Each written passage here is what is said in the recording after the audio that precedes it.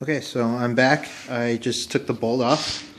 It was a 19 millimeter, and this goes right through, and the nut's right here.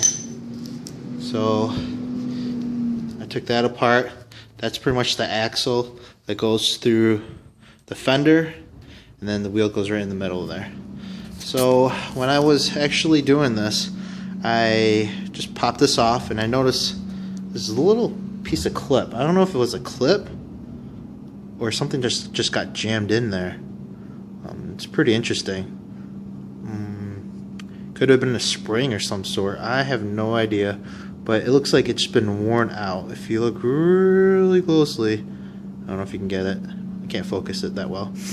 I'm using my cell phone to record anyway, so it's very thin and it's thinning out. So it might have just got jammed up in there. I have no idea. It's my first time taking this apart. So if you know what this thing is, then definitely leave a comment and give me a heads up of what it is. But forget, don't need it. I'm a little mechanically inclined, so the only thing I can see that happening is that it's to hold the bushing or the bearing of the axle right in here inside the wheel. There's fenders right here. I mean fender washers, but they're probably not called fender washers. Right here. So there's a little, I guess they call them bushings too. But anyways, so there's one right here, and there's another one on this side. If I can get it out. Oh, it's all jammed up in there. Huh. Anyways, I'll work on getting that out. But anyways, so there's a bushing in here, or a bearing. Your grease fittings are in here. I mean, you can still access the grease fitting on the side of this. There's an extra hole there, and you can just probably try to wedge it in there. So I'm going to clean this all out, and then get it all nice and tight, and then grease it right back up so when whoever buys it gets a nice looking Vekly. So there's some doo-doo marks on the treads, of course. See, oh, right here. See, this is what happened. There's a bald spot. If you look really closely, there's a bald spot. The reason it was balding up there is, like I said, it got jammed up, and I'm riding this thing along the yard, and literally this thing is just getting jammed up. I'm like, what's going on? What's going on? So I took it to the pavement, and it was still jammed up really bad. So that's why I don't like the fender. The fender is no good. I found out it was like a whole bunch of twigs and stuff and crazy stuff stuck in the fenders, between the fender and the tire. So there's my bald spot. I'll tell the new owner about it. It does ride flat too, because that bald spot's like, but that's how it is. So I posted on Craigslist really cheap. They can probably get a new tire, but like I said, it got jammed up. I'm not gonna tell them that. You know, buyers should know what they're getting into. But yeah, so that's what happened.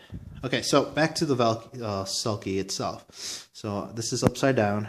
And look really closely. This is the muck that's all caked in there. It's literally a layer of crap. Let me start scraping this. Maybe I can scrape it and videotape at the same time. So I'm just going at it. I mean, it is really caked on there. Okay, so yeah, it's like mud and crap in there.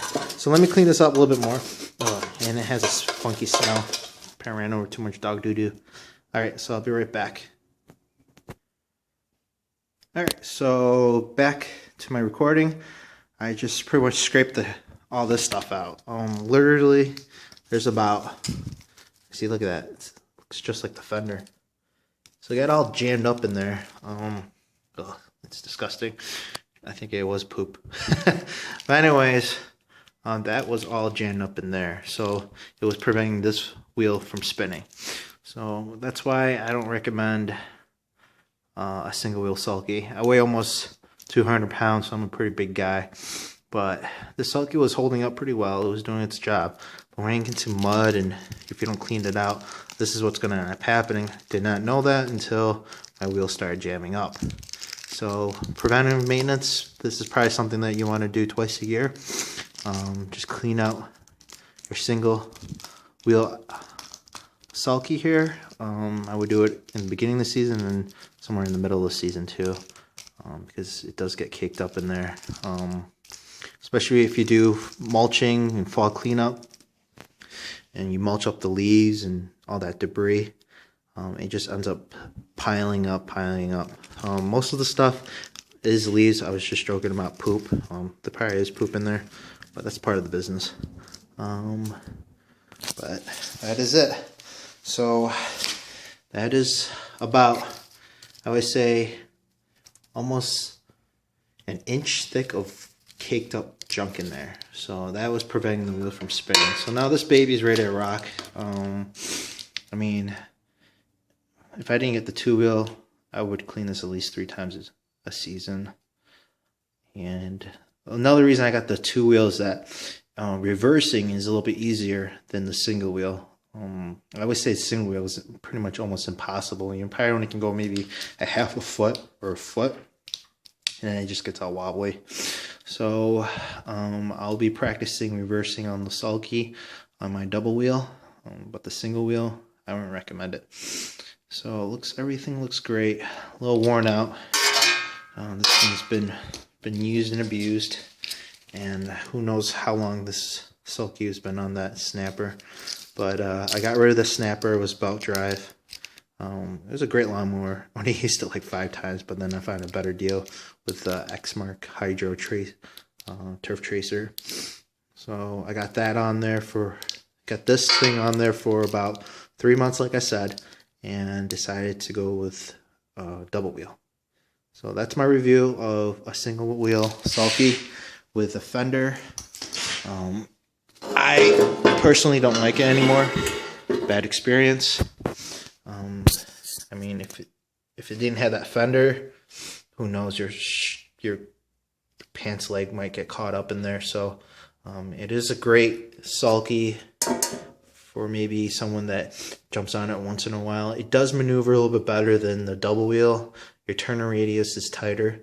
I noticed that when I was cutting with the double wheel, that when I'm taking my turns, I just have to be a little bit slower and more precautious because I end up jumping onto the edging or some type of debris that I'm trying to avoid to hit. So your turning radius is going to be better on this one than the double. I don't know, I might just keep it if I can't sell it, and maybe just use it for the season where it's a little bit better and dry. But definitely be aware of the crap in your sulky. I should name this "What's in Your Sulky." Alright, talk to you guys later. Stay safe, and talk to you later. Bye.